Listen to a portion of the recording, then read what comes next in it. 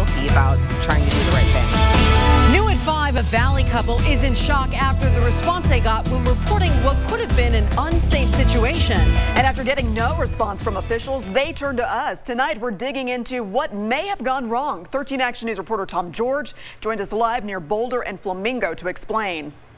Well, Carla and Tricia, they say they tried calling, hoping that a unit would respond here in time to stop a woman they say seemed drunk from getting behind the wheel, but instead they say no one showed up, and that woman left the parking lot and went onto the road.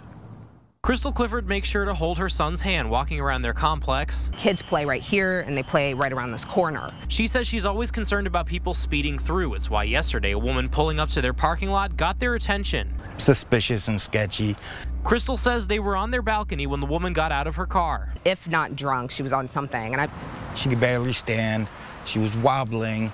Looked like she was about to take a tumble. So they decided the best thing to do would be to call 911. And sort of brushed me aside and said, we'll see what we can do. They saw scratches all along her car and worried she would get behind the wheel again. Because I was getting quite nervous that she would leave and something would happen. Crystal says they ended up calling 911 a total of 3 times and says the second time dispatchers apparently had the wrong information, thinking they were reporting a stolen car.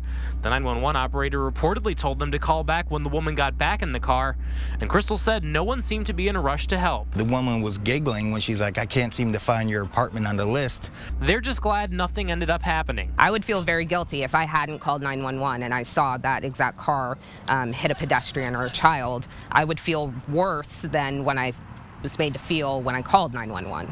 But they say it was just the right thing to do. If you see something, say something. You have a moral obligation, even if you're not taken serious, unfortunately, by the people who are supposed to help you. Now, we reached out to Metro. We gave them a list of all 3 times that they called, and they say they would look into the situation.